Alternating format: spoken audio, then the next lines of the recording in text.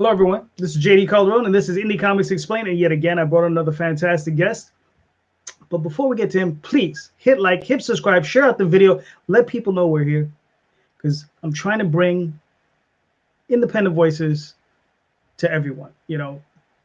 People we haven't seen before, people that I've met, have known for a while. I've known the guests for a few years now, but we've never really talked because we only ever see each other at conventions. So we're all trying to sell each other stuff, right? But we're not, really getting to know one another. So that's what this is about. So without further ado, let me bring on my guest, Mr. Mark Mazz. How are you, sir? Hey, man, how are you? Trying to hold it together. Zoom hello, Exactly. Just trying to hold it together, You know how it is. We live in New York. New York's like the rest of the country, just, more people. I would say better. No. Better pizza, better bagels, This is true. This is true. I do that. I have a lot of friends out in the Midwest, that I do a lot of shows with. I just say those sort of things just to really piss them off. Midwest, they look at you and say, "What's a bagel?" Right. Yeah, and then they'll ask me, why is it so much better? And I'll be like, well, because it's New York. And then they don't understand. And they'll be like, well, you're not here, so you wouldn't get it. There's this place down by my in-laws. My in-laws moved to North Carolina. And they have a bagel shop in North Carolina. It's a very weird thing. They're known as like the best bagels down there. And somehow they're remarkably close to what you get here in New York, except the water's different, so they don't rise the same way. I mean, they kind of taste the same, but they don't rise the same way. So it's just like a little strange. Yeah, that's strange. Gotcha. It's, all right. It's a Southern thing.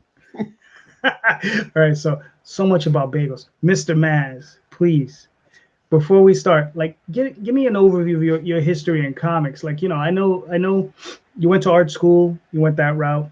I know you worked at, right? You've worked at Marvel in DC, right? Yep. I went to the School of Visual Arts and was trying to get into comics as an inker for numerous years. Mike Maldonado was an artist from Malibu way back when. He gave me a shot. He wanted to go to a party after a convention. He's like, "Mark, ink this pen up. I want to go to the party.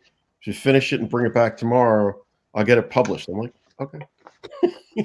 so that went out into the void, and I didn't hear anything about it for 5-6 months, whatever.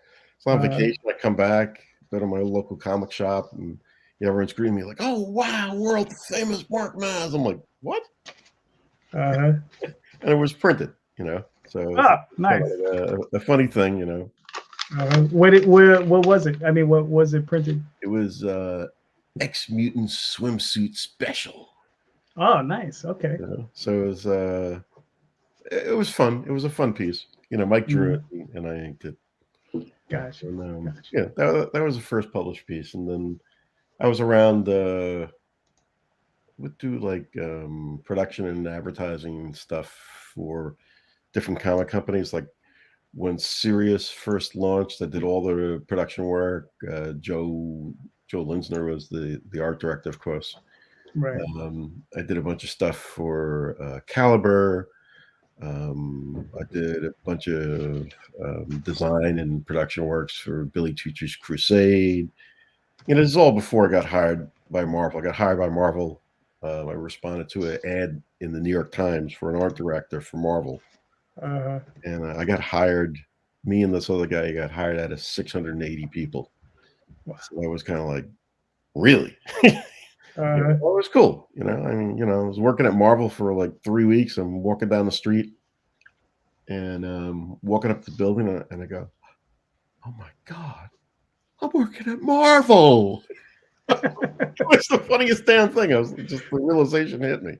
So I mean, what did you do over at Marvel? What were like your primary responsibilities? I worked in the advertising and promotions department. So they had in-house ads, or they had ads in like Hero Illustrated, or Wizard, or CBG, or whatever. We would do those. They would have like they call it a tower of power. So it was like a Mm-hmm. spinning rack that we had to do all the designs for what went on it. There was the monthly catalog called Sales to Astonish. And I've redesigned that with the creative director from scratch because it just really wasn't looking great. There's a whole bunch of other stuff I did with them. I remember John Romita Sr. Mm-hmm. Yeah. was going to do a signing at his golf course that he belonged to. He was a golf member there. And they wanted like a little standee sign, maybe like, I don't know, 20 by 30, whatever. Right. And I made his name huge with Spider-Man, And he called me over. He's like, Mark, it's nice, but my name's too big. I'm like, what are you talking about? I think I'm going to see you. He goes, no, my friends are going to be making fun of me because my name's too big. So I had to adjust that. Nice. I was like, something you never would expect. Here I'm trying to honor the guy, and he's like, no, my friends are going to make fun of me. Right. It was like, John, what's this? So you're too big they for just us now? know him as John. They don't know him as, Mr. Right. Spider-Man. Exactly. That's hilarious.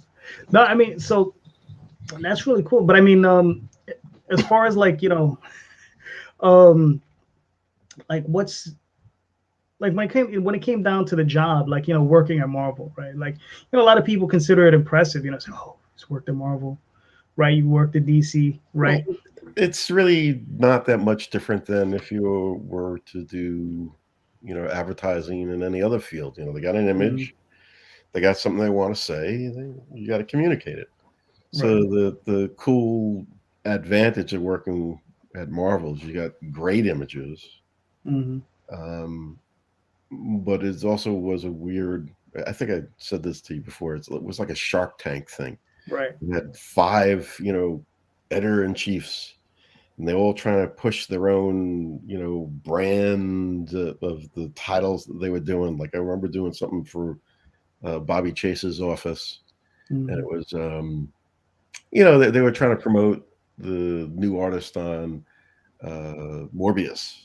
So I'm like, oh, great, grab this great piece of art, grab this great, Adam Kubert, Ghost Rider, and put this together. We can do this great Midnight Suns thing. So she takes one look at it. She goes, no, we can't use this guy. We can't use that guy. We can't. I'm like, you mean we can't use Morbius? We can't use Ghost Rider? She goes, no. The artist. He's I want to promote this other guy, the new guy that we just put him on the book. And she shows me the art, and not quite the same. Some people have a lot more experience than others. This was the guy's first job. Okay. I look around like, okay, we could do that if you want. And I think it kind of weakened what I had designed, but it's what it is. I mean, it's well, it's like Shark Tank.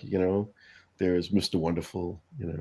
Right. And then there was the Spider-Man era, Danny Fingeroth. And we were like, oh, Danny's hard to work with.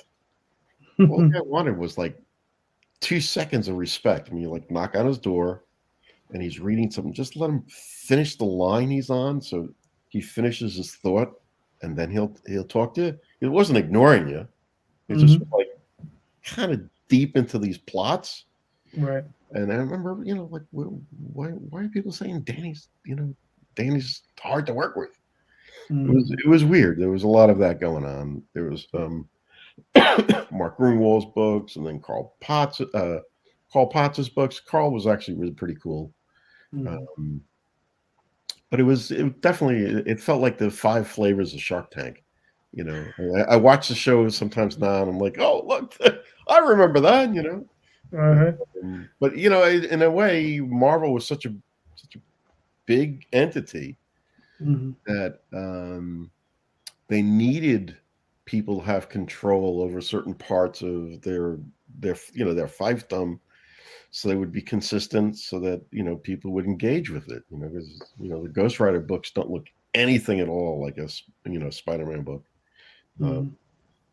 they wanted a darker tone, more gritty, you know, the whole thing. I mean, DC does the same thing. Batman, Superman, you know, Right. Superman's a, you know, the sun's out and it's a beautiful day world, you know, and Batman is like the sun just went down and all the, you know, the vermin are coming out of the corners.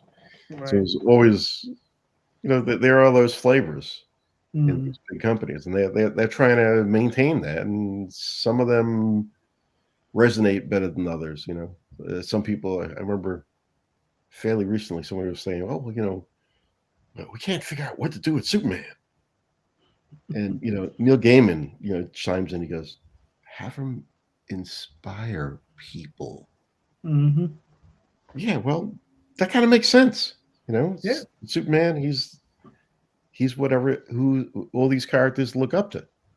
You know, he's a man of superior morals, if you will. Right. That's what makes him Superman. Not that, you know, he flexes. Not that he flexes the muscle and, you know, fights people. You know, Yeah. That's not why he's Superman. He's Superman because he gets back up. He won't stop. Right. He continues, and he will succeed. That's a great vision to inspire people with. I think that's why it's lasted, and I think they really have lost track of that in a lot of ways. It's just sad. Yeah, I've always felt the same as for Captain America. Yeah, well, they're very similar in that way. You know, Steve Rogers was, you know, this little weakling that, you know, got super strong, but he was a street kid, and he had to keep on kicking ass because no one else was going to do it. You know, I mean, his mom was sick. You know, he had to hold it together for the family. So it's a very kind of similar feeling of, you know, inspiring people. Yeah. Yeah, definitely. So I mean, all right. So now, how long did your tenure last at Marvel? A little over a year. You A little know. over a year? Okay. Yeah, it was weird. They split the department I was in. I ended up going with one side of the department, not of my own design. You know, I split it. You know, the guy wanted me. Well, they wanted someone who was more technical abilities. So I went with him, and the guy didn't like me, and I didn't like him, and we ended up splitting. You know, that's the Gotcha. best way to say it. I mean, he Okay. he mandated that I finish someone else's work after I put 70 something hours in 1 week, and the shit was not. I could not get this to print. I needed to get a print out and send it out, and the guy was just. I mean, the guy Now, whose work it was, he's a really good guy. His name's Keith Manzella. But the guy I had a problem with was just, he didn't understand, you know. So, so he's still in the business? oh, no, I actually saw him at Grand Central Station, went to say hello to him. He told me he didn't know who I was. So I looked him square in the eye and started laughing at him. And then I saw him like a week later in Penn Station. They did the same exact thing to him, except I was like, you know, you know, the you know, one of those body snatches, you know, routine. I'm pointing at him, screaming, laughing hysterically. Right. I think that jogged his memory who I was, because I was just trying to say hello to him. You're not like, you know, Right. It's not like you were trying to pick a fight. I was a gentleman to him. He Mm-hmm. was complete and utter to me, and Yeah. he gave it Well, back. I'm like that, you know. If you're going to be a jerk to me, expect to get some in return. oh yeah. I completely agree with you. You know, and Yeah, it's okay to say asshole. The show's not for kids. doesn't matter, you know. Everyone understands exactly what I said without having to say it, you know. I know. I'm just saying it's. Oh yeah, I'm not. There's some shows they don't want you to go into that kind of yeah. language, and me, I'm like, it's okay. You never know when I'm going to get clipped out and stuck in something else. Oh, that's true. That's It's true. very easy to do that in After Effects. Let me tell you. Oh no, yeah, I know. I've done video editing. I know. All right. So from that time after you left Marvel, did you go right into DC, or is it a couple of years after? No. I spun around the industry. I went to work for a company that did they designed trading cards. and movie posters and a whole bunch of entertainment stuff like that. Like, you know, they would design the box sets for video boxes. That was really pretty interesting. It was Arnie Sawyer Studios. We did trading card sets for Fleer. We did the first basketball card set where they're like, you know, the basketball players all think of themselves as like larger than life and superheroes. And we had them shooting baskets with flames coming off the basket, you know, off the basketball. That was the first time they ever did anything like that. And the players went insane when they saw it. They're like, "Oh, this is great! We got to do more of this stuff." And that started like a whole wave of stuff for the basketball cards, which was cool. And we did the Mars Attacks card set. There was a card set that came out in 62 or 64, something like that. You work on the revival. We did a card set to match up to the movie that was coming out, but it was done with the retro style of all the Mars Attacks logos, the type, and everything. And you know, had to trace all the, you know, the emblems and the icons, and spend, you know, I don't know, like 4 or 6 hours, whatever, figuring out what font they used, and it was pretty cool. I mean, that company did some really good quality work. Met some really good people that I learned quite a bit from, and you know, we also did this Vampirella trading card set, and I went to a convention, and a friend of mine was like, "Oh yeah, come on out. You know, we're gonna go play some pool and have some beers." And it turns out I'm hanging out with them, and they're telling me that Mike Chatham just left Vampirella. You know, where they were doing, you know, like he just left Harris. Vampirella. So I was like, "Oh, okay. What job do you have?" It's art director. I was like, "Oh, I could do that." So I went and I grabbed my wizard, and I went and figured out the phone number from Harris. This is general number, and I'm a very resourceful guy. I just dialed different extensions randomly until I finally found someone whose title was associate publisher, and he was in the comics division, matched up to what was in the comics. So I left him a message like, "Oh yeah, you know, I hear Mike Chatham. You know, I did the Vampirella trading card set that you guys just did. You know, I'd really like to apply for the job. You know, here's my number. I'll send you my resume. Give me a call back. You know, I'd love to meet you." Lo and behold, the guy calls me.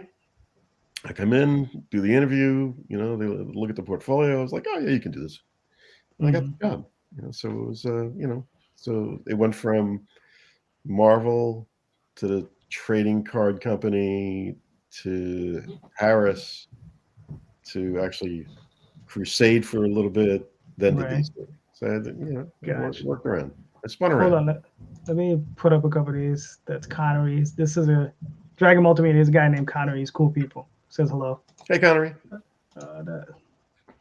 Henry Martinez says hello. I know Henry. Yeah. And Story Comic, another great podcast. Henry's one of those guys that worked on Ghost Rider. And, okay. Henry Blade. Oh yeah. All right. So you said you worked at Crusade for a little while? Yeah, I worked at Harris for almost 4 years. I went to work for Billy. I worked for Billy before Harris, freelance, and then I was working for Billy in secret. Secret. Nice. Because Vampirella and she can't have the same art director, or do they? So I'm working for Billy Tucci, using my middle name. So it's Mark Anthony, and then I use my mother's maiden name, Sakura Dadali. So nobody knew who the hell it was, except Billy did a book called Samuryaku. Okay, so it's all, you know, giant 2-page pinups from all these famous artists, and you know, some of them were working for Harris. You know, right? And you know, they're like, "Oh, I wish this art director over at, Mm-hmm. this is in the Harris office, over at Crusade would get this damn caption off this head because it's screwing up my artwork. I'm like, Mm-hmm. I don't know. You have to be a jerk not to understand. It's so obvious to me. I'm sure he'll figure it out. That's Mike Baer and Mark Texera did the same thing, and then Right. it got to be this going joke. 'Cause it was, Mm-hmm. when I worked for Harris, they like I don't know, 2 weeks in, they gave me this bad Xerox sheet of paper saying that all of your ideas and concepts while you're here at Harris belong to Harris. And like, it was worse than even like a work for hire, agreement. Right. It was just. And any thought that passes through your mind is theirs. It was like if I sired a child, they would have owned it. It was so Right. ridiculous. So I just used a different name. So screw them. Gotcha. Now, so I mean, the Harris people. Like, I don't know much about Harris. I mean, I was around during the period, and I was never a big Vampirella fan. But I mean, what was their deal as far as like editorial? Like, why were they so uptight? Well, they started with Jim Chadwick's ex-wife Melanie. I think she was still married to him when she got the job first. And Melanie wasn't a bad person at all. I mean, she passed away now during the COVID era. Gotcha. And she had her preferences, that she wanted people that were going to be responsive to her and loyal to her if she needed something in a jam, and she wanted to create her own crowd of people. And there's nothing wrong with that, Right. But if it's their first job, it's going to take them a while to get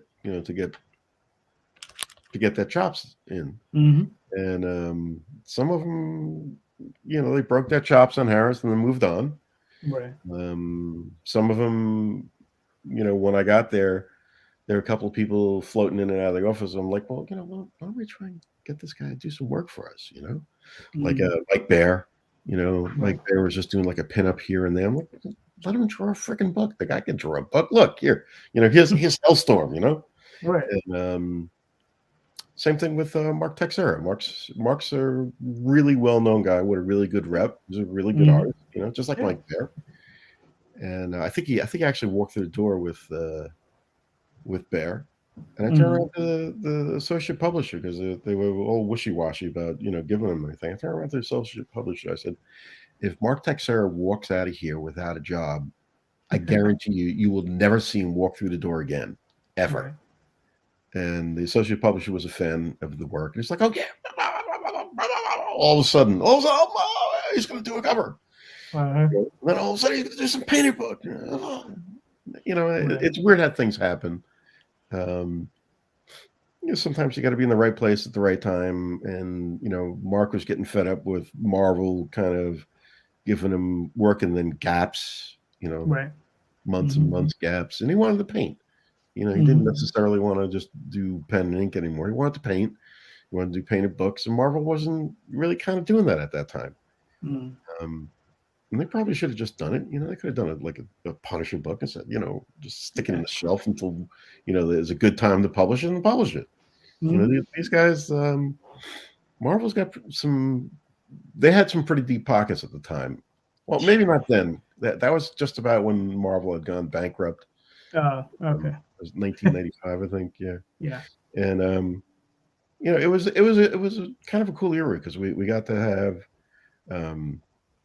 like James Robinson and Mark Millar and Grant Morrison writing, and we even had Alan Moore write a short Dracula story.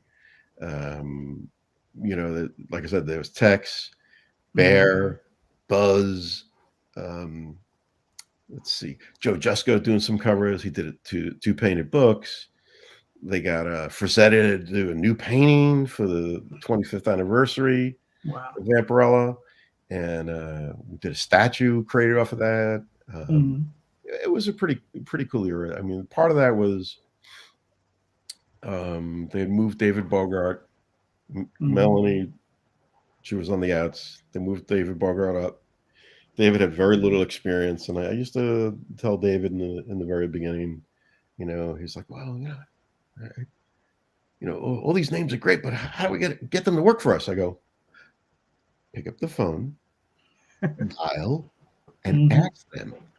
Right. He goes, oh, they're not going to just work for us like that. I'm like, well, compliment them first, and they might actually listen to you if you pay them the right amount. And lo and behold, you know, they did.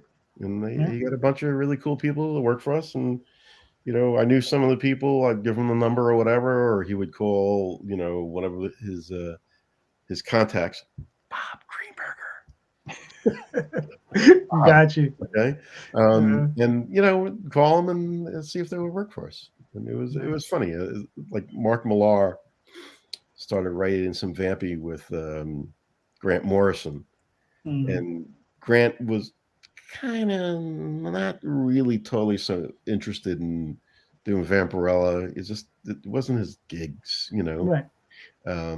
But Mark Millar, he didn't have anywhere near the name as Grant Morrison at the time. And Grant had talked with Mark Millar. I said, you know, look, I got this guy wants to hire me, but you know, I'm kind of wishy-washy. I don't know the material, and I'm kind of my interest is half there. And Millar's like, yeah. I think like more than half of these stories are Millar, and you know, maybe the framework is Grant. Right. You know, that's kind of like where Millar started getting some steam right about then. You know, working with Grant, and it was kind of cool. It was edgy stuff. Right. You know, it was Amanda Connor and Palmiotti.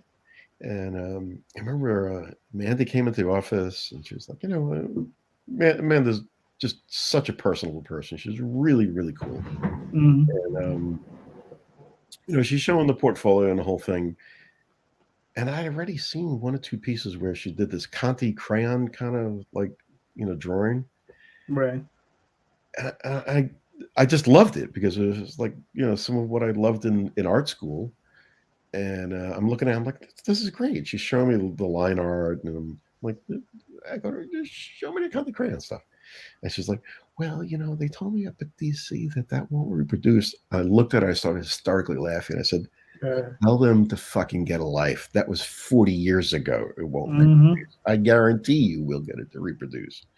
And she's like, really? And yeah, we did some work like that. She did the monthly book, which wasn't really monthly because it was a bit much. Okay. You know, Amanda's fast, but not overwhelmingly fast. And the scripts were not always on time, you know. It was kind of the monthly book, you know. And, you know, it's like, every 6 weeks or something now. And it was a cool looking book, you know. Jimmy went in there and whatever, you know, detail or, you know, whatever Amanda was just a little bit not completely fleshed out there. The two of them were this great, and they still are. They were great mix where they can round out the image together. Right. You know? She trusts him, he trusts her. And that was before they were really even seeing each other. They started seeing each other because they were working together, you know. Right. And it's kind of cool they did it, you know, did it on Vampirella. No, that's really cool. So I mean, it's funny that you mentioned that you know, reproduction, right? Because what is it? It was Daredevil with when Brian Michael Bendis was writing it. I forgot the name of the artist. I'm drawing a blank on his name. A couple artists. Alex Maleev? Yes. Yeah, Alex Maleev, yeah. Yes. I remember I saw the work in the comics, and I was like, wow, this is really muddy. And it's, you know, I like there's something there that's good, but it's really muddy. And then I got to see his originals at a show. And I was like, it's so much this is better. Yeah. beautiful. Yep. I was like, this wasn't just good. This is gorgeous. And I'm like, the guys at Marvel do not know how to reproduce this work, and it was really Well, sad. you got to understand they how can I put it? When you have 40 years of history, that it's got to be done a certain way, otherwise it's not going to reproduce. Right. And they're going to printers that are constantly changing the technology. Like when they did the flexographic stuff for a while at Marvel and DC, the flexographic printing, I don't think I've ever seen anything that was more horse shit than that. Right. Ever. Sure, the colors are bright. Okay. Yeah. But it was, they're printing on these like plastic kind of rubberized plates, and they were, they were crumbling. Yeah, they were deteriorating. They're printing the books, and you can see it. Like the black lines have got like outlines around them. That's all this really, really bad tech. Yeah. And eventually, once they went to the digital separations, and they got a slightly better paper, and then much better paper, it was a lot easier to do that. And then once they got to the better paper, they had to figure out how to make the blacks look consistent, the black areas. Yeah. Unless you wanted them to not be consistent, and it was part of the art. But the color behind the black, it used to be that's where they would cut the outline out around. Yeah, and you would see the cut line, okay? Like you would see part of it was blue, and then part of it was red, and so you're looking at this like black field, and there's this, there's Dr. Doom, and part of his mass is in all black, and you see the freaking cut lines through it. It was ridiculous. Yeah. So I learned some of that from Tony Kelly from Keller Graphics. Was a print separator, and he did a little bit of design work here and there. But Tony was a great guy. He showed me what I needed to know. And we ran some production through him. We let him do all the separations and plates for the printer. And I also learned a bunch of that. Huge heads up here to Brian Haverland. Just talked with him very simply about what it is that he's doing. And he was laughing at, some of my questions. Like, Mark, doesn't anybody on the East Coast know any of this? No, they don't, and it was interesting. I learned that. And when I went to DC, it was a good segue to go to DC. Right, there you go. I was hired as the design services manager, which meant like all the covers and all the interior ads and the letters pages and all that kind of stuff would flow through my department. Cool. I wasn't like the high muckety muck overlord, but I oversaw the department. And the editors were going ballistic because the books were coming out, and there's all this staircasing going on in the art, and cut lines in their color and all that. So at a certain point, my boss, who is the design director, is like, Mark, what do you think they're freaking doing here? What's the why can't they just do this? I was like, you know what? I'd really like to see what the files are that they're sending, because we would have things where like they would do a color hold, meaning that they would take block line art and then substitute a color for it. And we had some books come out where that was like off by quite a bit, like 1/8 of an inch. Oh, okay, yeah, that's a lot. What the hell is this? Yeah. So we started the files and the discs would come back from the printer through my department.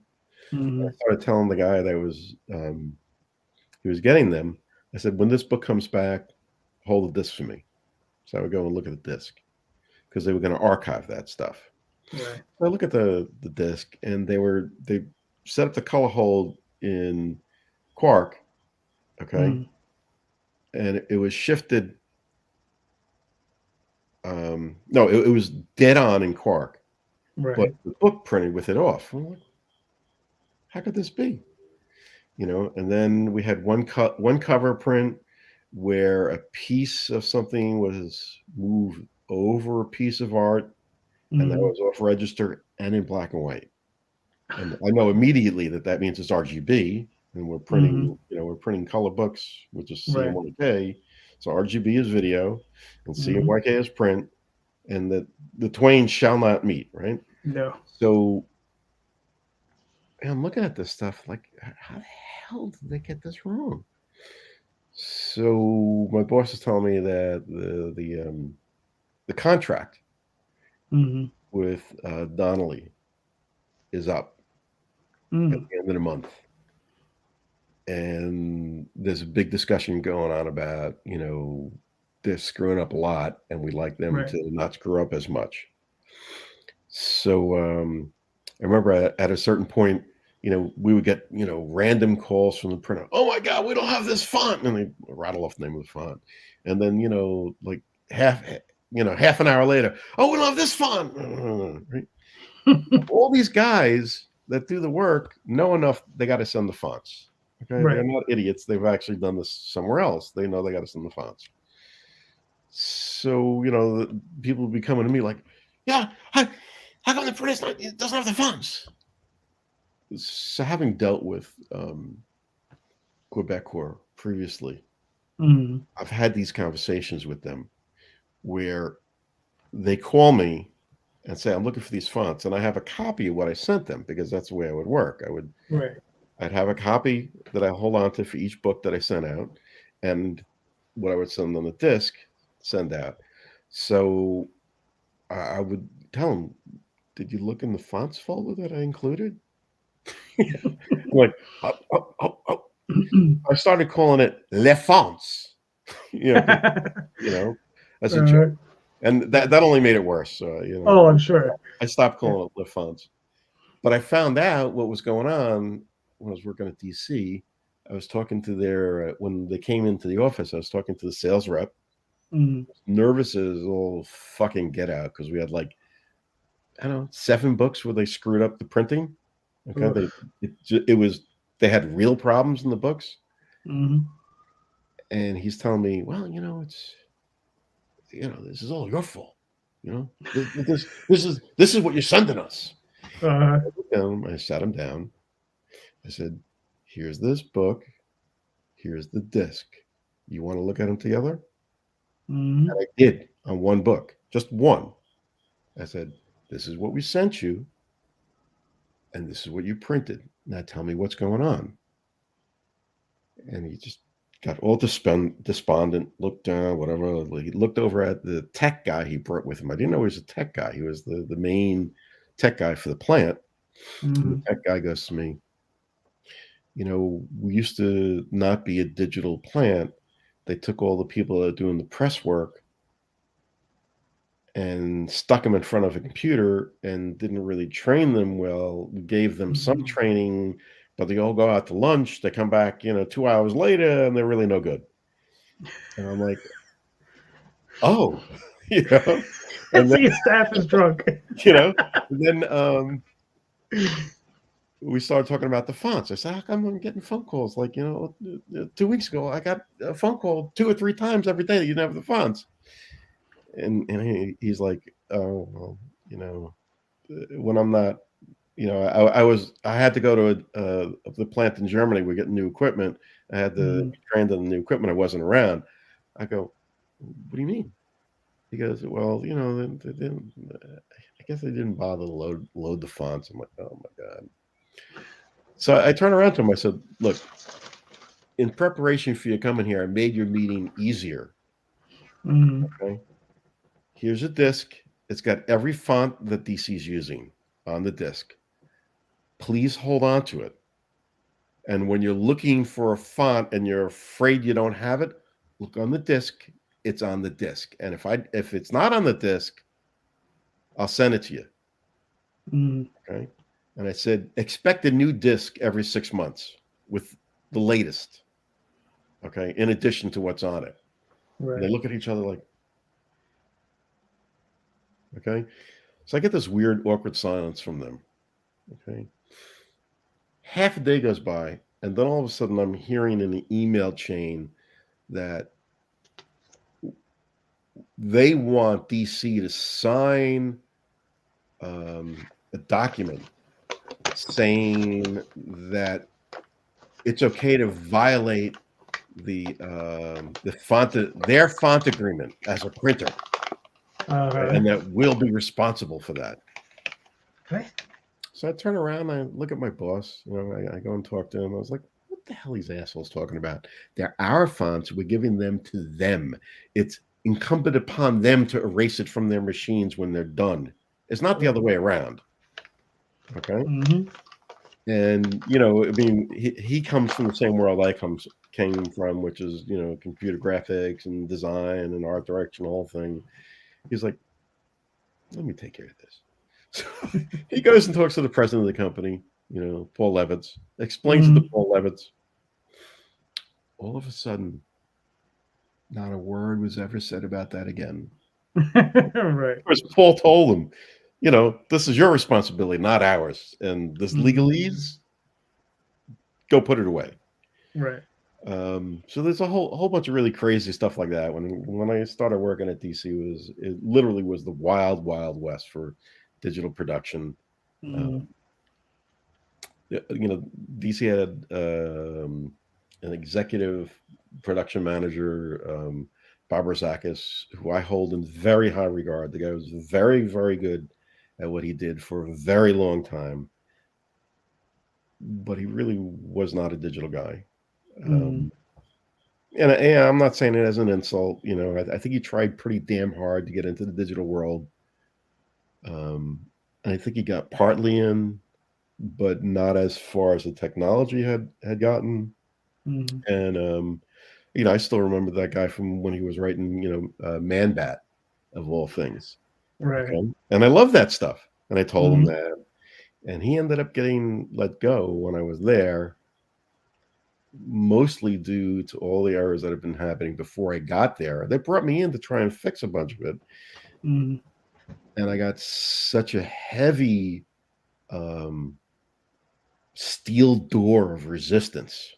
Like, what the hell do you know? You haven't been doing this for 40 years. I mean, nobody actually said that, but that was the attitude. Right. And to this day, I feel bad because I respect Bob for the years he put in and all the stuff that he was able to do. Right.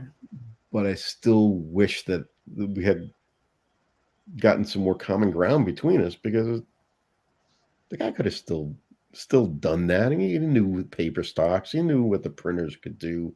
He knew what the schedule was like. He knew how to manage all that. It was awesome that way, but not cutting it in the new digital age. And I think he made it a point to not welcome me the way he should have. Okay. Because they were bringing me in to help him. I interviewed with two VPs of DC. The senior VP, Richard Bruning, who was the creative department, and the senior VP, Pat Calden, who was the controller, the money man. Okay, so the money man and the creative department, they brought me in. Right. And the whole area, the whole production area was resistant to doing things digitally. They just didn't get it. They didn't know what it was capable of. And when I got there, they didn't even have any way to proof the books. Okay, you didn't get a digital proof before printed.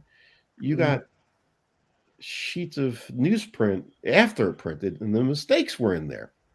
Oh, wow. They didn't even give you the blues? They didn't do that. They didn't even do that. So, you hear these stories about, books being pulped, because errors in them. That was real. That was real because they didn't do that. And I remember they did it, the first Batman Beyond book. they were supposed to put an ad in the book for Six Flags Great Adventure. Okay. Because it was going to be a giveaway at Six Flags Great Adventure. And I had been given the ad on a disc. Okay. Very late on a Friday. I mean, like after 5 on a Friday. So I went over and I gave it to the person who was managing the specialty books. Okay. Right. From the production department. And I gave her the disc. And she goes to me, "What do you expect me to do with that?" I go, "George told me this has to be in the book. Make sure it's in the book." Right? And she goes, "Well, it's gone off already." I go, "It doesn't matter. It can't print without this ad." Okay. And she got all, tiffy with me, and the whole thing stormed off. Okay. With the disc in her hand. They printed the book without the ad. And that probably paid for the whole book too. 800,000 copies. Oof. Right? So there's a shitstorm that came my way. And my boss was like, "I gave you the disc. Why is it in the book?" I said, "This is what happened. I gave her the disc. I told her it had to be in the book." Okay. She took the disc in her hand. After that, I don't know what happened. It turns out like about a month later, we found out that they gave it back to the guy that's in my department that gets the discs coming back from the printer, and it never gone to the printer. She had it in her office. Wow. So very purposely did it. She got fired for it. And these 800,000 copies, they were talking about, pulping them because, what good is it without the ad for Six Flags, Right. In it, because they're going to give it out at Six Flags. So I remember Bob Wayne, who's the sales guy, says, "Oh, no, don't, you guys are, always pulping these books. If there's nothing else wrong with these books, do me a favor. Don't pulp them. Give them to me. We'll give them as gifts to the comic shop." And Paul's like, "Gifts?" And Bob's like, "Yeah, they're at the plant. They could just stick them on a truck. They'll send them to Diamond. They'll send them out to everybody." Right. Okay. So they divvied up 800,000 copies at Diamond for all the retailers, and the retailers loved it because they never got anything free from DC. They never got anything free from Diamond. Okay. It made the show that much bigger. It didn't cost them any more because they had to eat the cost anyway.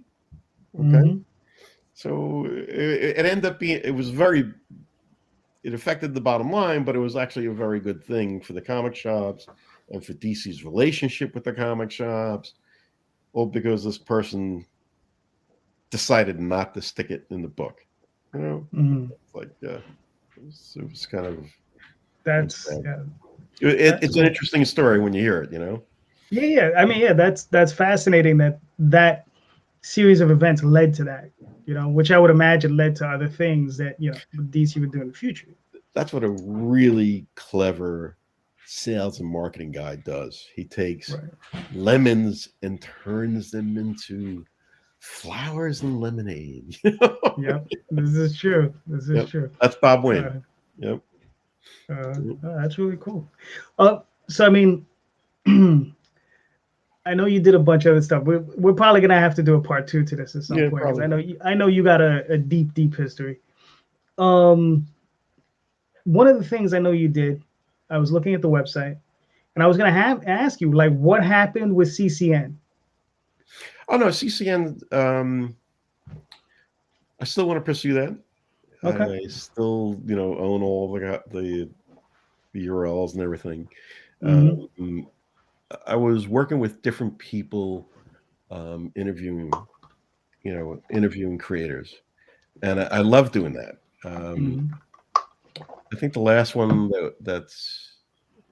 is either Guy Dorian or the Trevor Von Eaton interview. The Trevor Von Eaton interview really, really elevated the site.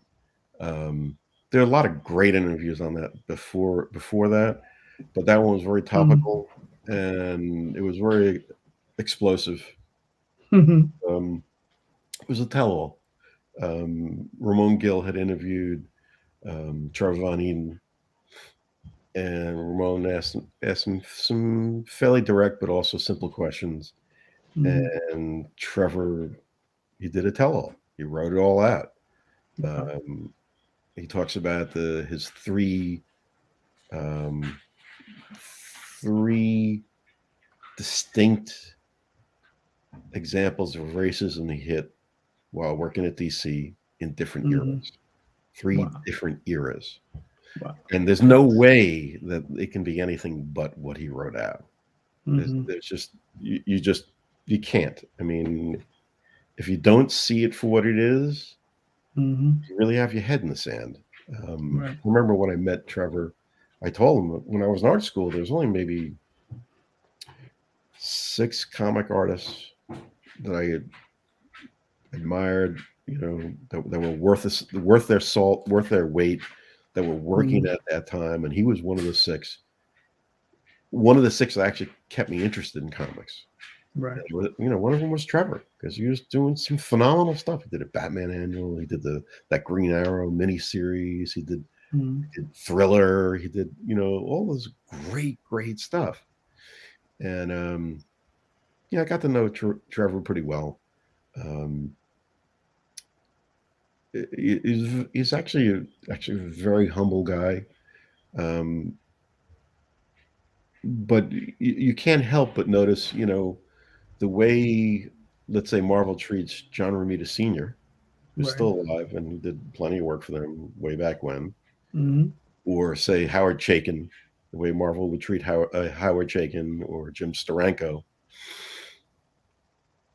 There's this thing in comics where they don't treat people of color, or specifically Black creators, the same way, with the same reverence as they do, people like Steranko or Chaykin or Romita. And all 3 of those guys will tell you, hey, these guys are dynamite. There is no color issue with the artists. Right. It's with the publishers. And only recently, DC hired this guy, Daniel Cherry. And I think Daniel Cherry, as a African-American man, gets it. Right. Because he's went out of his way to work with these people that have been in the industry, that are Black, that have voice, that have been overlooked. And, not for nothing, if I'm reading John Stewart as Green Lantern and it's interesting, I'd rather read that than read Hal Jordan and it not be interesting. It doesn't matter to me that the guy is the lead character is a Black man. Is the story interesting? So, if you're not reading Greg Thorne's Green Lantern, there's a plug. Okay. Yeah, Trevor came from that age. He's still working. He's still got all of his faculties. He's got all of his talent. There's an unpublished Superman Black Lightning story that I've seen. Trevor showed me and sent me a bunch of pages to look at that are just phenomenal. And at a certain point, he approached DC again, Dan DiDio at the time. I said, hey, is this thing ever going to see print? It's written by Tom King, who's like one of the top creator over at DC, or one of them. And Dan didn't want it to see print. I don't know why. It's a great book. It's a great story. They still have it. They could still publish it. I'm curious if this guy Daniel Cherry has ever seen it, because it'd be nice to see it. It'd be nice to see a prestige format, one shot, see it come out. Yeah, especially if the work is already there. It's already done. It's done. It's done. The thing about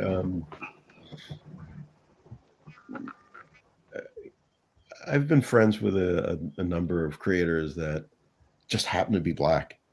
Okay. Who they all told me the same type of stories. I've heard Aletha Martinez tell me that, one of the editors was just asked her point blank in the office, "Don't you know how to draw an arm?" Mm. She drew Iron Man before that happened. Yeah, I think she knows how to draw an arm. Aletha's Or awesome. or they'll tag someone along forever on like a fill-in issue and never have anything to come back after that, Mm. even though well drawn, done on time. They just get treated very differently. Um, it's very much it's almost like a backhanded kind of, oh yeah, we'll work with you, but not, Mm-hmm. There's Gray Williamson, previously known as Gray. His main fault in the industry is being tall, muscular, and black. So if he tells you something like, I don't really like that. If I say that to you, I'm still 6 foot, but it doesn't come across the same way to some of these editors. Okay, they see Gray saying, I don't want to do it that way. They see it as him being aggressive, or in their face, or Right. dude, the guy's like 6'3". Okay, I mean, you expect him to get him on his sit on his knees when he says that to you? Right. It's bizarre what some of these guys go through. I'm like, look, if you got a problem with his height, sit down and have a conversation. If you got a problem with his height, stand on a chair when you talk to him. Okay, There you go. Yeah. I mean, seriously. Yeah. That's And ridiculous. I think Mashindu. Yeah. Bishindu I. Yeah, I've known him. Jesus. Mashindu, yeah. We met him in the 90s. Is probably one of the most creative guys I know, aside from maybe Gray, or you could stick Dennis Cowan in that lot there, but I think Machindo and Gray are phenomenal designers, I mean, character designers. Guy's never gotten his anywhere near the respect he deserves from any of the main companies, even though he's done all this cool stuff. Like the Gray did the Mr. Terrific outfit, designed that with it says fair play down the sleeves of his jacket. What people don't know, even though they use it in the TV show, is that Gray came up with those 3 balls, the Terrific spheres that float around. They're like mini drones. He came up with that when he was doing a secret file drawing of the character.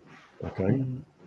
And no one's ever really credited him for that, except, they actually used it in the TV show. So I'm kind of wondering if, maybe he's owed something for that now that it was used in, much larger entertainment. Yeah. But took a very lackluster, pale, boring version of a character and made him look interesting, and gave him some very interesting tech that speaks to him being this like tech genius, tech wizard, which is what the character is now. Many people don't know that he did that. I think most people don't know that. No, yeah. Machindo is somebody I work with, as well as Gray. Gray worked at Harris for a little bit. He redesigned. He did like a 21st century Space Oddity version of Vampirella. She's got these like spikes sticking out of these shoulder pads that she's got, and very really nice. Cool looking outfit. I mean, really, really, way out there, like what you would expect from a space vampire.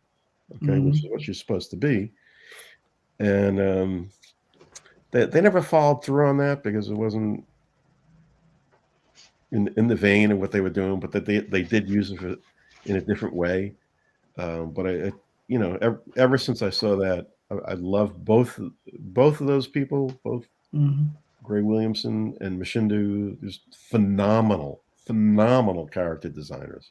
Oh yeah. I'm kind of like sick to my stomach that they're not designing for Babylon 5 or, you know, some of these other shows, because, you know, they deserve it. They're that unique. You know? They're that good. Yeah. Definitely. All right, cool. Well, Mark, you know, we've been at this for a minute, so I got a few more questions for you. We're close to the end, but we're not there just yet. Okay. But before we start on those questions, please let everybody know where they can find you and your work. Well, it's easy.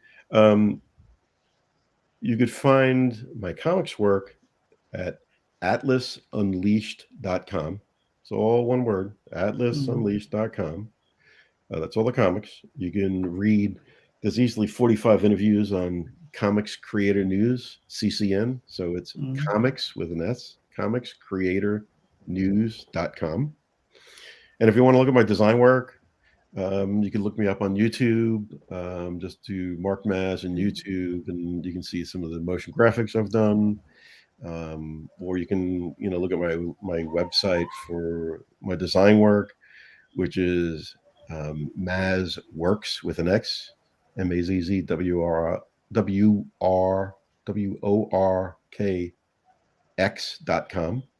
So yeah, I'm all over the web. Would love to hear from you guys. So there you go. All right, cool. Now, on to my goofy questions, as I like to refer to them. Okay. All right. So, so if you had your druthers, right? Let's say you're doing a book, you're doing a brand new book, right? And we didn't get into it, but like I said, we're gonna do a part 2 at some point. But if you had your druthers and you had the opportunity to pick any artist, living or dead, to draw a cover for you, who would you pick?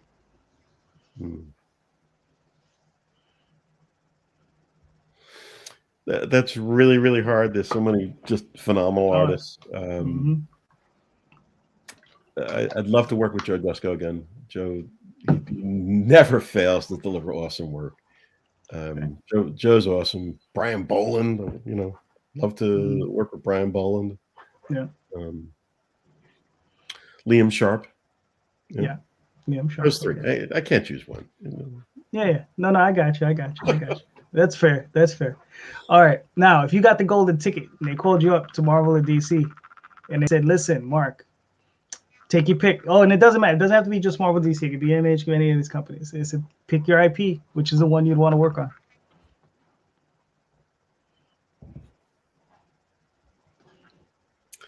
You know,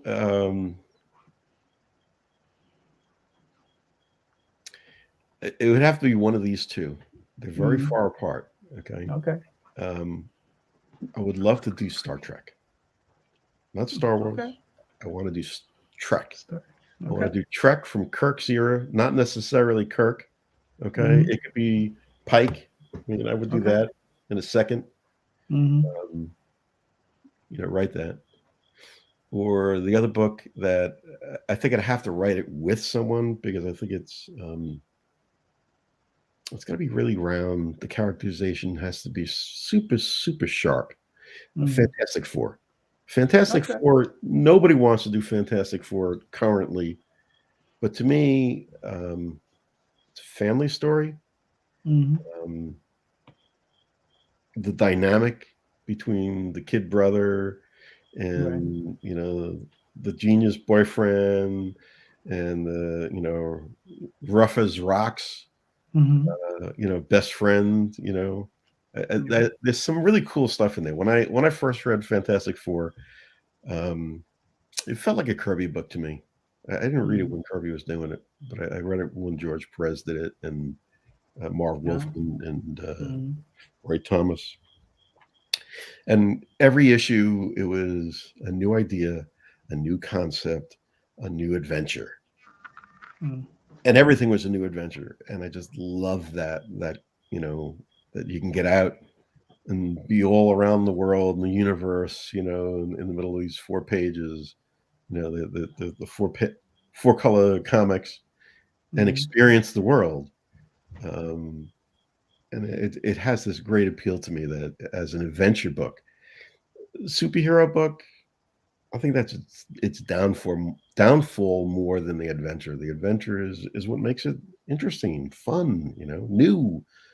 Um, Sometimes you get that nowadays. Most of the times you don't. So those two. All right. Cool. Cool. Cool. I like both answers. Now, I have some comparatives for you. All right. So I'll softball you with a couple of the first ones, and then we'll work our way in. Captain America or Batman?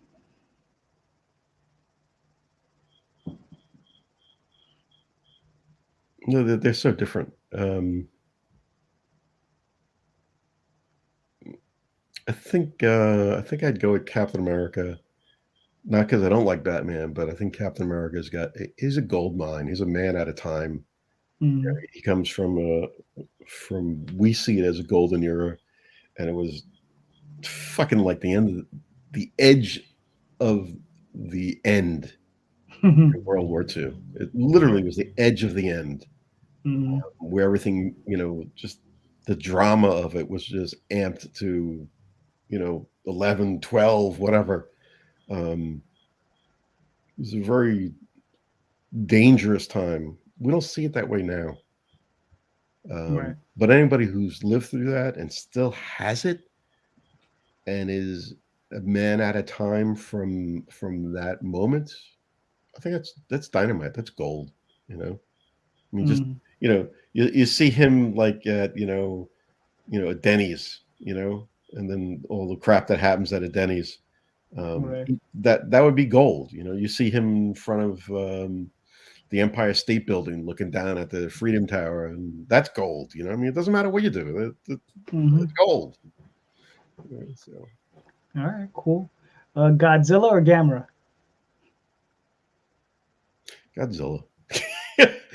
The flying turtle never did it for me. I'm sorry. That's fair. The flames are cool, but if you said Mothra and Godzilla, I might have more Right. of a toss up there. Gotcha. Okay. Okay. Um. Will Eisner or Alex Toth? I'm gonna kill you on this. God.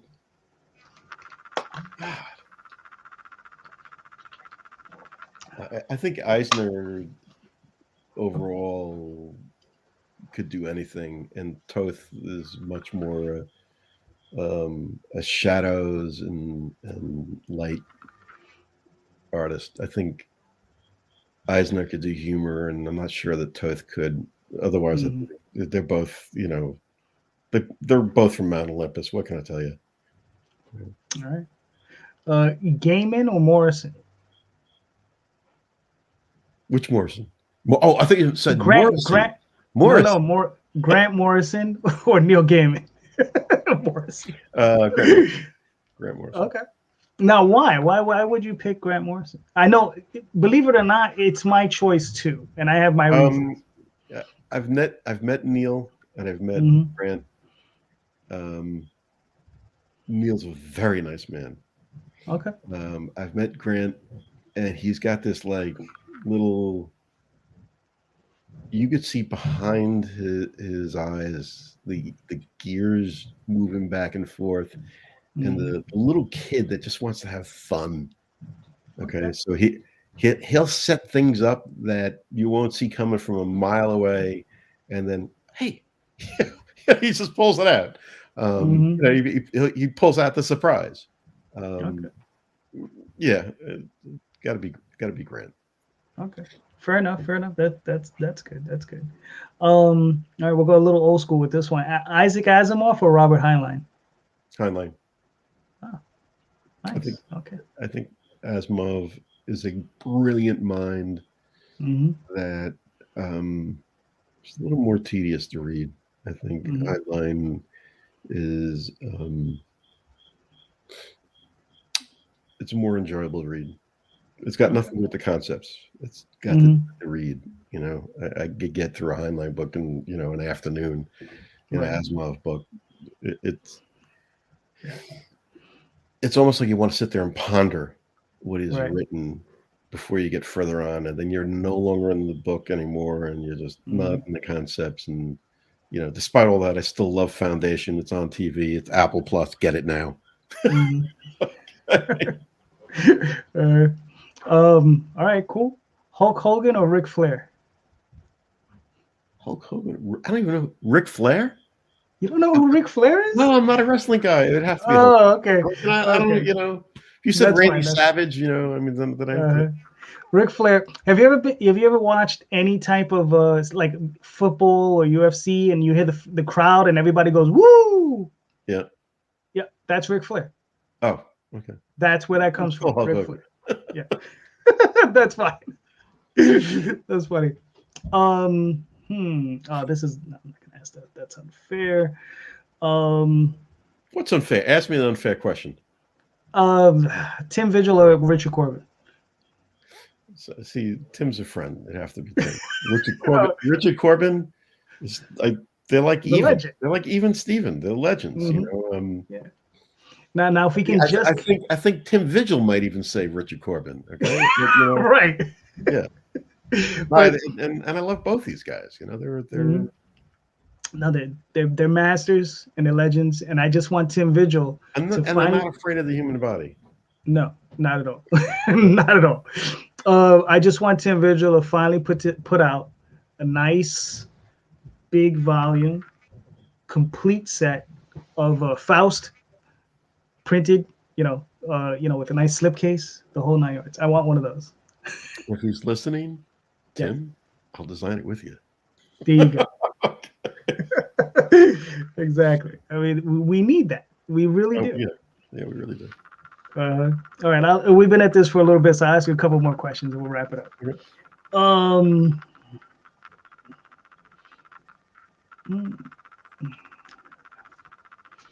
Sometimes it gets to, okay, here we go. Lord of the Rings or Star Wars?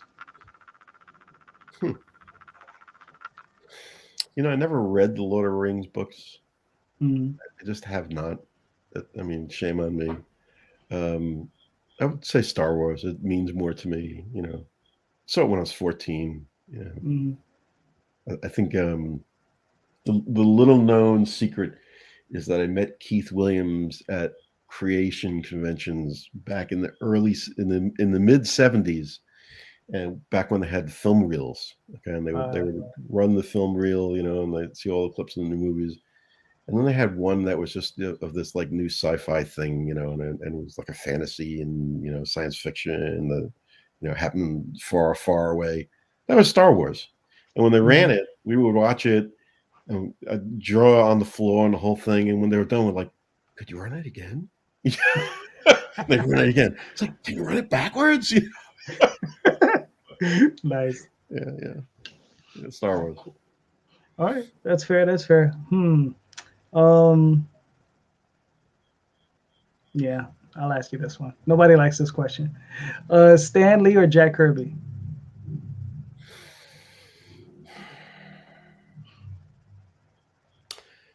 I first started reading comics. I was reading Kamandi, and that was without Stan. It was Jack. So I'd probably say Jack. Okay. And I met Jack, and I met Stan. And Stan's the man. Yeah. But I think Jack flows more to my roots. He's a street kid from Brooklyn. So I like the guy. Yeah. Immediately like the guy. No. They're both awesome. They're both different. It's not. They're different. They're different in the same, because these guys were buds. I mean, people always forget that Stan or Jack. Right. We're best friends. I don't care what anyone says. They were best friends for the longest time. Okay, I mean, since World War II, and something came between them, and it's sad. It's sad that it came between them. They kind of mended fences a little bit towards the end there. And they both got kind of kicked sideways from Marvel at a certain point. Yeah. And people say, "Oh, how can you say that?" Stan didn't get kicked sideways. He sure as freaking hell did, man. He went out to the West Coast to try and make Marvel movies, and get into the movie field. And you know, just a little bit of more support from Marvel would have meant that, you know, things like the horrendous, you know, Captain America movie that was made in the 70s would have just been better. The same crap, you know. Right. All the attempts at the Marvel movies from the mid 70s up until, you know, Blade. You know, Stan was just trying to get these movie companies interested. If Marvel had been a little smarter about how they did things, you would have had better movies. I mean, it took Blade to make good Marvel movies. Yep. I always say that. Everything before Blade is just like there was like Funimation crap, you know. I mean, right. I don't think there's, as far as I'm concerned, there's nothing before Blade. I mean, maybe the Hulk TV show. There's a lot before Blade. You just don't want to watch it. Exactly. That's what I'm saying. Yeah, like I said, maybe the Hulk TV show. That's it. Even that, you know, David, Bruce, Stephen, James, Bob, Joe, Banner. I mean, come on, just call him Bruce Banner. True enough. Mark, we made it. Oh man, I did this thing again, dude. All right, hold on. What am I doing? Stay tuned. JD will be right back with you.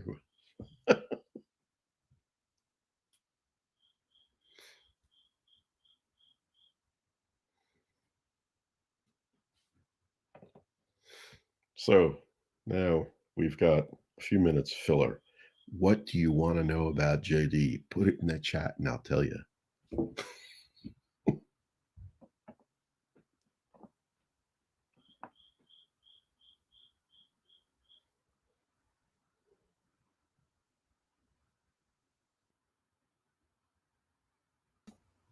All right. Well, I think I'm back as far as, can you hear me? Yeah. Yeah, I don't know. Something happened to my camera. I don't know what's going on. You might have to edit out part of that. Yeah, I know. I'm going to have to figure. It's a good thing we're at the end.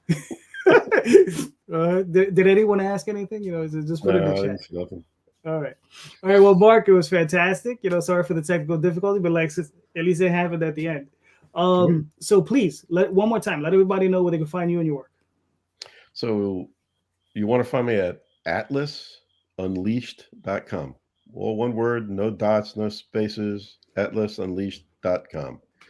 You can also look for tons of interviews from a bunch of very cool journalists at Comics, COMICS, comicscreatornews.com. So CCN.